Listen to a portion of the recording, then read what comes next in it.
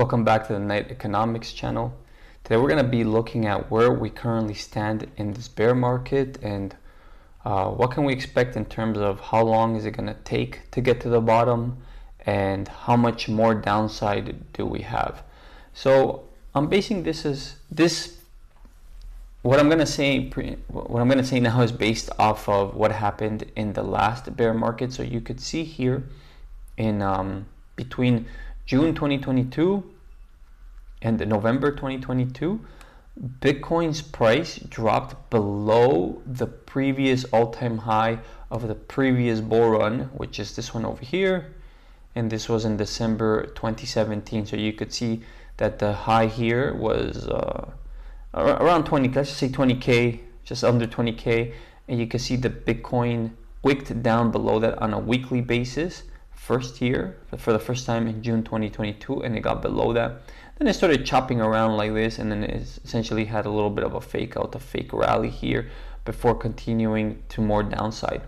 So from when Bitcoin first got to that old all-time high price, and when it broke down, or how low it got from that price, essentially made a 22% drop from that all-time high to get to the low. Essentially, it's kind of hard to explain. So from when it first broke down here in June 2022, eventually it made another 22% drop, and that took approximately 23 bars, 161 days.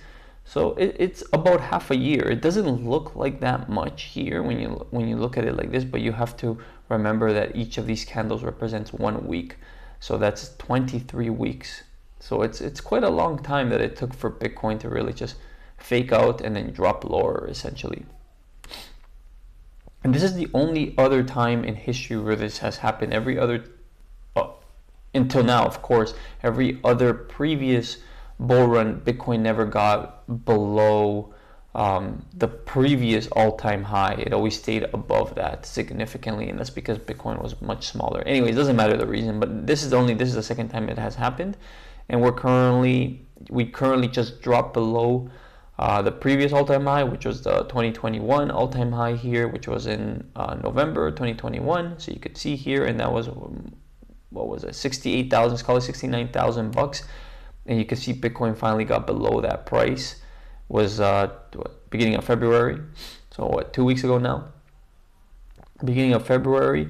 So it's just our third week into this breakdown, if you will, where Bitcoin starts to, well, what I think Bitcoin is going to do is going to have a little bit of a rally and then drop lower over the next, as long as potentially 21 weeks. Although I don't think it's going to play exactly how it played out like that. If it did, we wouldn't see the low until pretty much end of June, early July. So that kind of really plays in line with the 4-year cycles and Bitcoin's bear markets lasting approximately 1 year, since our previous high was in October of 2025. You can make an argument that in October 2026 we will see a low, although I think we can potentially see it sooner. And the reason for that is because you usually see lows in markets. They happen sometimes in the spring, and that happened last year as well. This low right here happened in April 2025, so that was last year. I think we had one here too in August. So you had kind of like a low around here. That didn't happen this year, actually.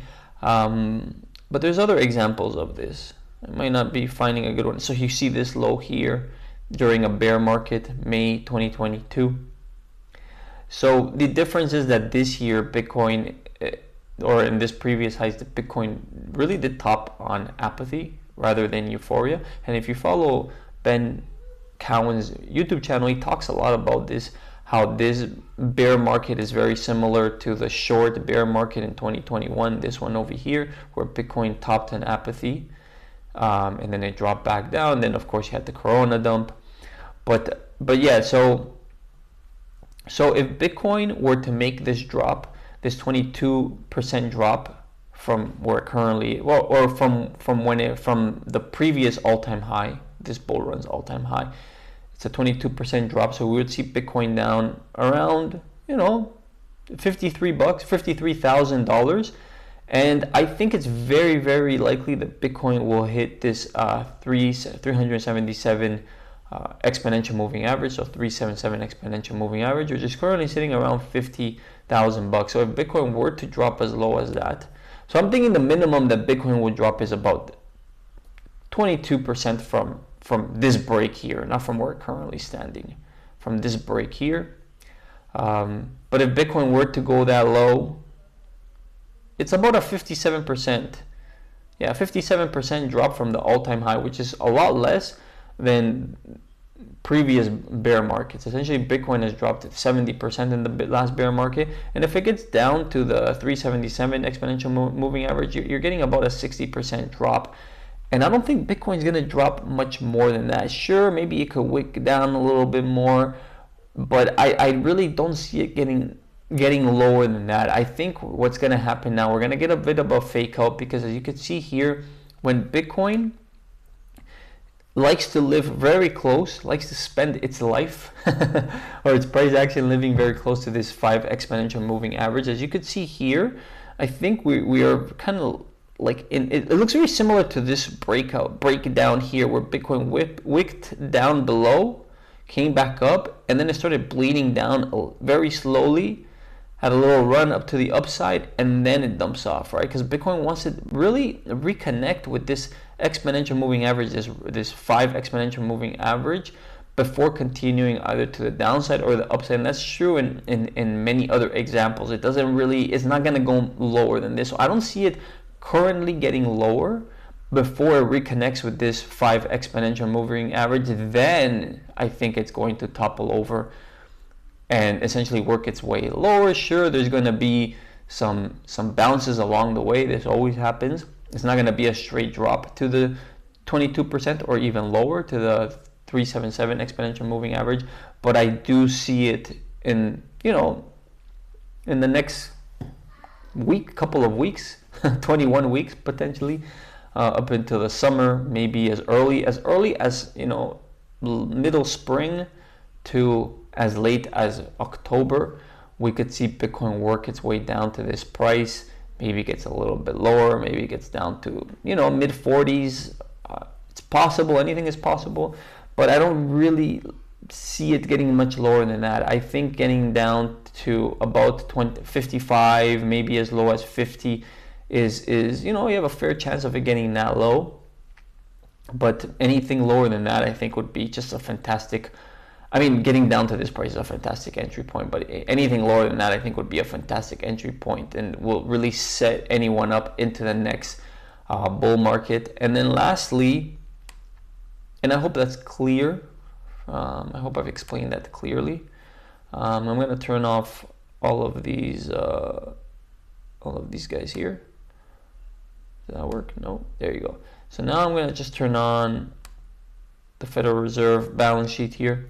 So as you could see, Bitcoin, so you could see here the Federal Reserve was expanding its balance sheet, and then pretty much since here it's been contracting its balance sheet, right? So quantitative tightening through this phase up until here, which was in December of 2025. And this is when the Federal Reserve, they're no longer in quantitative tightening, announced that they're no longer in quantitative tightening. So you could see that just because the Federal Reserve announces that they're no longer in quantitative tightening and they do start expanding their balance sheet slowly, right? So they go into quantitative easing, essentially expanding their balance sheet, doesn't mean that Bitcoin's just going to go up, right? So they essentially announced that, and then Bitcoin was going down during this period. And then of course you had the Corona dump.